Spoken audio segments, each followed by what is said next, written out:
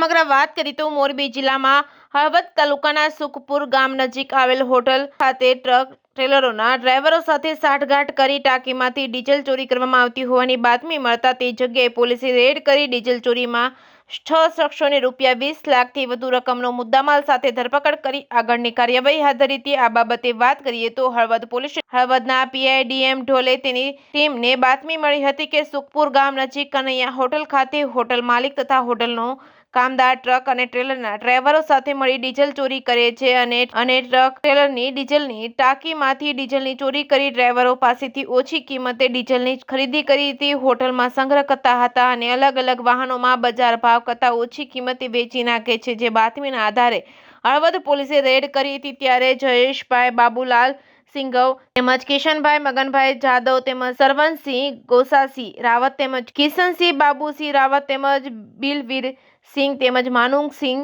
રાવત તેમજ Madansinh Mohansinh રાવતને 115 litre diesel અને 2 trailer મળી કુલ ₹20,46,420નો મુદ્દામાલ કબજે કરી જરૂરી કાર્યવાહી કરી હતી। જે કેસ ન્યૂઝ ગુજરાતી સાથે શ્રીકાંત પટેલ, મોરબી।